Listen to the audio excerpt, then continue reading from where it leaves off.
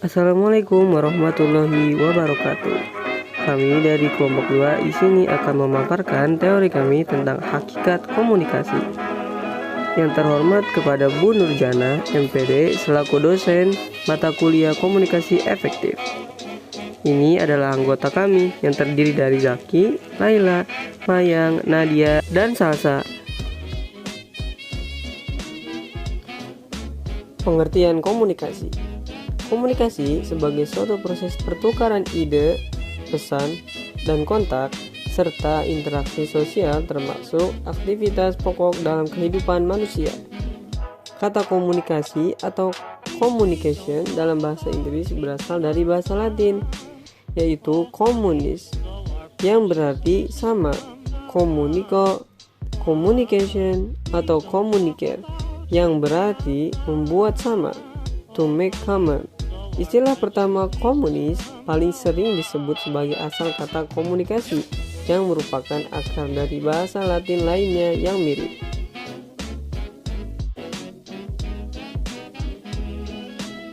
Di dalam ruang lingkup terdapat tujuan komunikasi.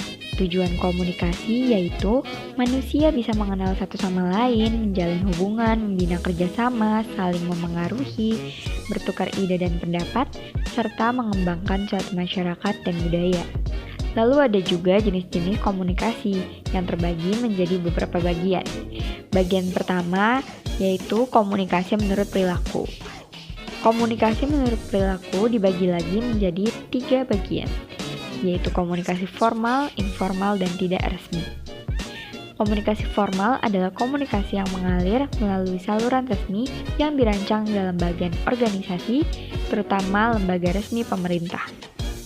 Lalu ada komunikasi informal, adalah komunikasi yang berlangsung tanpa mengikuti aturan yang berlaku, atau dengan kata lain tanpa adanya hierarki yang berlaku, dan tidak mendapatkan aturan resmi dan juga tidak berpengaruh terhadap kepentingan organisasi yang bersangkutan. Dan yang ketiga, komunikasi tidak resmi. Komunikasi tidak resmi mengacu pada komunikasi karyawan di luar tempat kerja tentang hal-hal yang tak terkait dengan pekerjaan.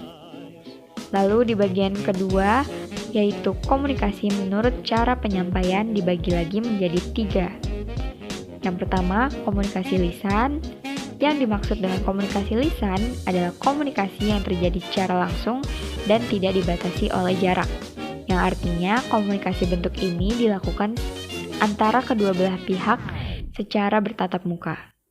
Lalu ada komunikasi tertulis.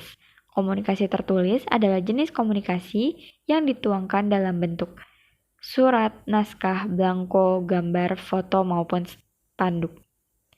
Lalu yang ketiga ada komunikasi visual. Jenis komunikasi ini merupakan salah satu jenis komunikasi yang cara penyampaiannya maupun informasi melalui foto, seni, gambar, sketsa, bagan, dan grafik untuk menyampaikan informasi tertentu, dan biasanya juga jenis komunikasi visual ini sering digunakan sebagai bantuan saat presentasi. Dan bagian terakhir yaitu komunikasi menurut keberlangsungan. Ini dibagi menjadi 6, yaitu komunikasi langsung, komunikasi tidak langsung, komunikasi verbal, nonverbal, internal, dan eksternal. Dimulai dari komunikasi langsung. Komunikasi langsung yang dapat diartikan sebagai suatu proses komunikasi yang dilakukan secara langsung tanpa adanya bantuan campur tangan, perantara pihak lain ataupun media komunikasi, serta tidak dibatasi oleh jarak maupun media komunikasi yang ada. Lalu ada komunikasi tidak langsung. Komunikasi tidak langsung adalah kebalikan dari komunikasi langsung, yaitu dilakukan melalui perantara, baik itu pihak ketiga atau bantuan alat-alat komunikasi lainnya. Selanjutnya ada komunikasi verbal. Secara umum, komunikasi verbal adalah komunikasi yang berbentuk lisan ataupun tulisan. Contohnya adalah penggunaan kata-kata. Lalu ada komunikasi nonverbal, yaitu komunikasi yang tidak menggunakan kata-kata tetapi menggunakan bahasa isyarat. Lalu ada komunikasi internal, yaitu komunikasi yang berlangsung di dalam suatu organisasi atau perusahaan.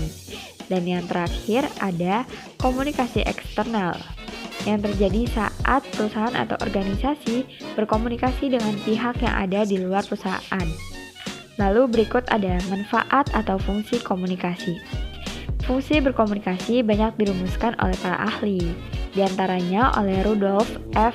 Verdeber dalam Mulyana 2009 yang mengemukakan bahwa komunikasi mempunyai dua fungsi, yaitu fungsi sosial, fungsi pengambilan keputusan, adapun judisi Person dan Paul E. Nelson dalam Mulyana 2009 yang mengutarakan pendapat bahwa fungsi komunikasi ada dua, yaitu untuk keberlangsungan hidup diri sendiri, yang kedua untuk kelangsungan hidup masyarakat. Lalu lebih lengkapnya seperti rumusan yang dibuat oleh William E. Gordon, di mana dijelaskan ada 4 fungsi komunikasi sebagai berikut, yaitu fungsi sosial komunikasi, fungsi ekspresif, fungsi ritual, dan fungsi instrumental. Mencermati fungsi-fungsi komunikasi yang telah diuraikan di atas, maka dalam konteks pendidikan dan pembelajaran, penulis merasa perlu menambahkan. Fungsi yang penulis maksud adalah fungsi komunikasi sebagai pengembangan pengetahuan dan keterampilan komunikasi, serta sebagai proses pengiriman dan penerimaan pesan adalah bentuk pemindahan informasi. Yang kedua, fungsi komunikasi sebagai pembentukan sikap dan nilai.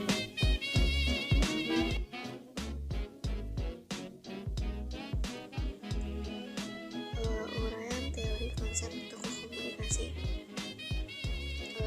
Teori ini dipakai yaitu teori komunikasi behaviorisme. Teori ini dikembangkan oleh ilmuwan asal Amerika Serikat bernama John B. Watson. Menurutnya, teori behaviorisme ini mencakup semua perilaku, termasuk tindakan balasan atau respon terhadap suatu rangsangan atau stimulus. Artinya bahwa selalu ada kaitannya antara stimulus dengan respon pada perilaku manusia. Jika suatu stimulus atau rangsangan diterima seorang telah teramati, maka dapat diprediksikan pula respon dari orang tersebut. Contohnya, penerapan untuk stimulus anak dengan merespon bayi yang mulai melakukan babbling. Respon dapat diberikan ketika ia bersuara, tersenyum, atau mengajak bayi berbicara.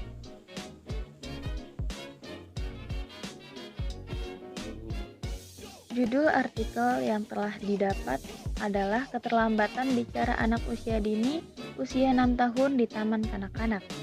Lalu ringkasan yang telah dibaca yaitu anak usia dini harus diberikan stimulasi yang membuat neuron-neuron berfungsi secara optimal yang akan mengembangkan aspek perkembangan seperti kognitif, bahasa, dan lain sebagainya. Salah satu aspek yang dikembangkan untuk anak adalah bahasa. Bahasa berfungsi sebagai alat komunikasi, menyampaikan pikiran dan perasaan kepada orang lain, seperti tulisan, ekspresi muka, isyarat, dan bicara. Bicara merupakan salah satu kompetensi, yaitu dengan menggunakan kata-kata dalam menyampaikan sesuatu kepada orang lain. Bicara juga sebagai alat komunikasi yang paling efektif karena pada saat ingin menjadi bagian dari kelompok sosial, anak sebagian besar berbicara untuk berkomunikasi dengan orang lain. Lalu faktor apa saja sih yang sering menyebabkan keterlambatan berbicara anak? Faktor pertama yaitu pengetahuan. Pengetahuan anak masih kurang sehingga anak tidak percaya diri berinteraksi dengan lingkungannya. Lalu yang kedua yaitu penggunaan bahasa yang membuat anak bingung mengekspresikan apa yang dirasakan. Yang ketiga yaitu gaya bicara yang digunakan anak di sekolah tidak sejalan dengan di rumah. Lalu yang keempat yaitu kesehatan. Kesehatan sangat mempengaruhi perkembangan bahasa anak, terutama pada saat usia awal kehidupannya. Jika usia 2 tahun pertama anak mengalami sakit terus-menerus, anak akan cenderung mengalami keterlambatan perkembangan bahasanya. Maka dapat disimpulkan bahwa upaya untuk menstimulasi anak dalam berbicara yaitu membuat kegiatan belajar mengajar sambil bermain sehingga mengasah pengetahuan anak sekaligus agar anak terlatih berbicara.